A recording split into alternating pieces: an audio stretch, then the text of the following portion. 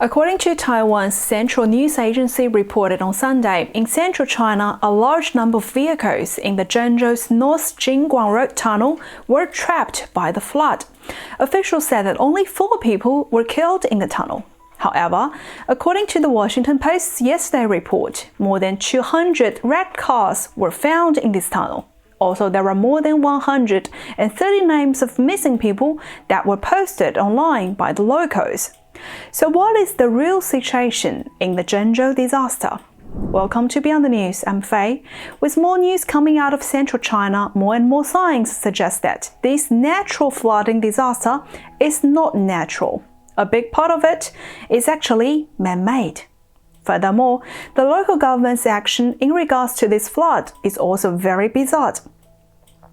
In today's program, we'll be focusing on 2 places that are related to the disaster: the North Jingguang Road Tunnel and the Zhengzhou Metro Line 5. Let's talk about the Jingguang Road Tunnel first. Let's see how the Chinese media reported. On the night of the 20th, when the rain was heaviest, it was said that just within 5 minutes, the tunnel was fully filled up with water, while many people were stuck in the tunnel with their cars.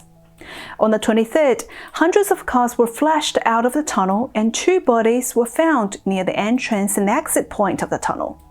Here comes the punchline. By 7 p.m. yesterday, all 271 cars in the tunnel were dragged out, and a total of 4 people were reported dead. For more than 270 cars flashed out from the tunnel, only 4 dead? I don't know about you, but I'm not buying this number 4. Even though the less the casualty from a disaster, the better. But this 4 death number is quite bizarre. Let's do some basic math here. The tunnel being flooded has a total length of 1.3 kilometers, and with 6 lanes. From the video, we can see that at least one way, that is 3 lanes of the tunnel, was packed with cars. I looked it up on the internet.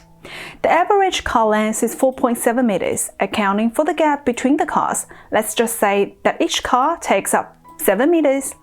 So by estimate, there should be around 550 cars in the tunnel just for one side of the road, which is double the number of cars that were said to be dragged out. Remember that the whole tunnel was filled up in 5 minutes and all the drivers in the cars were stuck there. Imagine just one person in a car, even though that would hardly be the case in China, and some of leaked out videos posted by Chinese netizens saying that some of those flashed up cars were full of bodies that looked like family members. Now we were told that only 4 people died in the tunnel flooding disaster?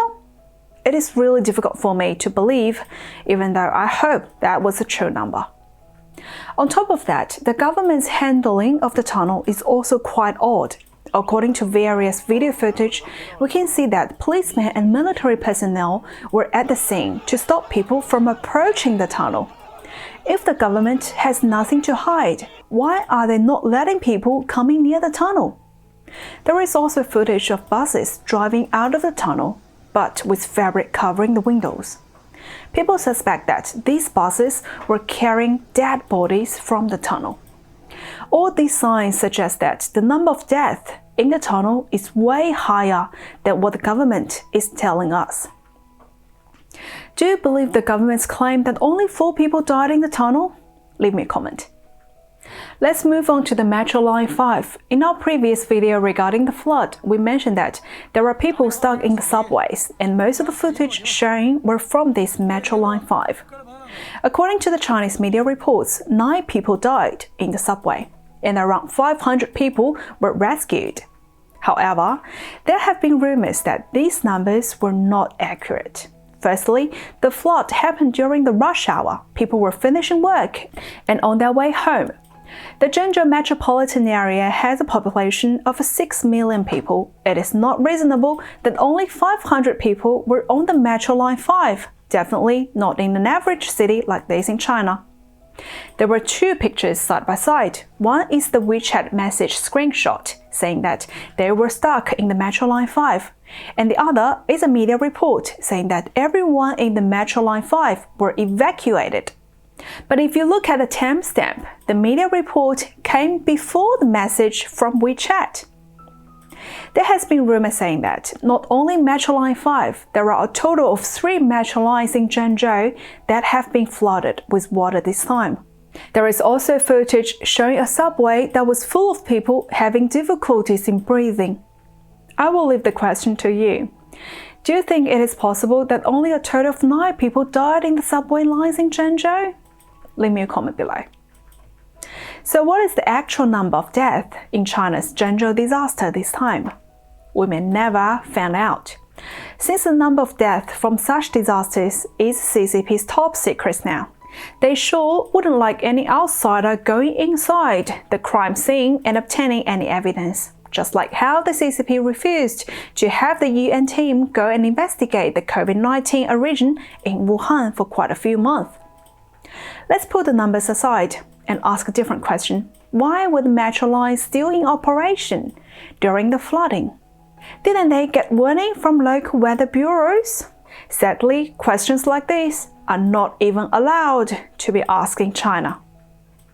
Recently, a BBC reporter made a comment about the government's action during the flood. What he said had caused a lot of anger from some of the Chinese. Let's have a look at this.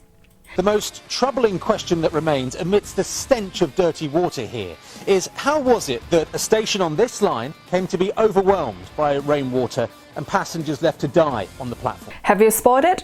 The statement that caused the anger was the last thing he said. Passengers were left to die on the platform.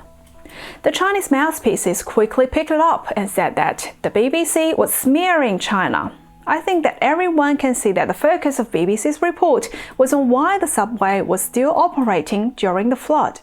But the Chinese mainstream media twisted the report and used it to stir up the Chinese people's nationalism, as they're desperately needing it for the moment. There was one little incident I would like to mention as well. On Saturday the 24th, a DW reporter on the streets of Zhengzhou interviewing and reporting on the disaster event. Some of the local Chinese thinking that this is the reporter from the BBC. Then they were aggressively heckling him and threatening in detaining this poor reporter. But one thing I have to mention that the reporter was quite lucky, as he got a Chinese girl working for him, who can speak loud enough to control the situation. Well, almost. This proves another point that if you're working in China, you need to follow the rule of the wolf packs. So, is anyone still looking for a job in China? This is the reality in China today. People are living inside the Great Firewall. They can only receive the communist propagandas. It is all about reading the fake news and seeing the fake numbers. Some people are so brainwashed that when they start seeing the real news, they not only wouldn't believe it, but also respond strongly. This is a famous Chinese propaganda called the US imperialism's desire of the death of China is never stopping. The Chinese Communist Party would say that the foreign media is always smearing China because their jealousy of China's rising. With propaganda like this over and over again, most of the Chinese people are brainwashed badly.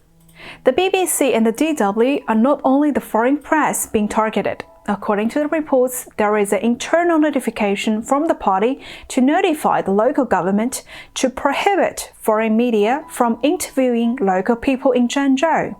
Furthermore, some local patriotic pro-CCP groups of people were obstructing the street and trying to stop any foreign media from reporting, including DW, BBC, CNN, etc. But we are here, reporting real news in China for you. So don't forget to subscribe to Beyond the News. If you liked today's video, please give me a thumbs up. You can also help me to share the video and bring the real news far and wide.